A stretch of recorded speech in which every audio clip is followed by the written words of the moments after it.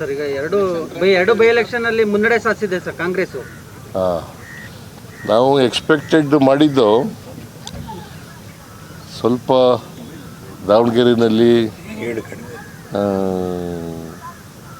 ನಮ್ಮ ಕಾರಣದಿಂದಲೇ ಸ್ವಲ್ಪ ಲೀಡು ಕಡಿಮೆ ಆಗ್ಬೋದು. ಆದರೆ ನಾವು ಗೆಲ್ತೀವಿ, ಅಲ್ಲಿ ದಾವಣಗೆರೆಯಲ್ಲೂ ಕೂಡ ಗೆಲ್ತೀವಿ, ಬಾಗಲಕೋಟೆಯಲ್ಲೂ ಕೂಡ ಗೆಲ್ತೀವಿ. ಪಂಚರಾಜ್ಯ ಚುನಾವಣೆಯಲ್ಲಿ ಕಾಂಗ್ರೆಸ್ಗೆ ಓವರ್ ಆಲ್ ಹಿನ್ನಡೆ ಆಗ್ತಾ ಇದೆಯಲ್ಲ ಸರ್ ಎಲ್ಲ ಸ್ಟೇಟಲ್ಲೂ. ಈಗ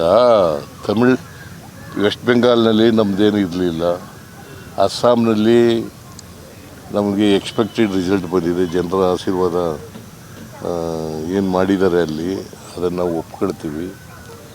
ಕೇರಳದಲ್ಲಿ ನಮ್ಮ ಎಕ್ಸ್ಪೆಕ್ಟೇಷನ್ಗಿಂತ ಹೆಚ್ಚು ಸ್ಥಾನಗಳನ್ನು ಗೆದ್ದಿದ್ದೀವಿ. ನಾವು ಸುಮಾರು 76ರಿಂದ 80 ಗೆಲ್ತೀವಿ ಅಂತ ಹೇಳಿದ್ದು, ಈಗ 95ರವರೆಗೂ ಕೂಡ ಗೆದ್ದಿದ್ದೀವಿ, ಮುನ್ನಡೆ ಸಾಧಿಸಿದ್ದೀವಿ. 95 ವಿಧಾನಸಭಾ ಕ್ಷೇತ್ರಗಳಲ್ಲಿ 95 ವಿಧಾನಸಭೆ ಗೆದ್ದೀವಿ.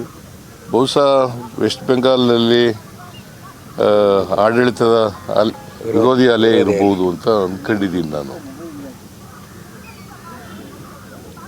ತಮಿಳುನಾಡಿನಲ್ಲೂ ಕೂಡ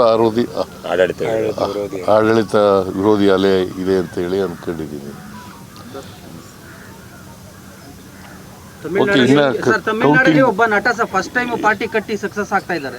ಇನ್ನೂ ಅವ್ರಿಗೆ ಅಭಿನಂದನೆಗಳನ್ನು ಸಲ್ಲಿಸ್ತೇನೆ.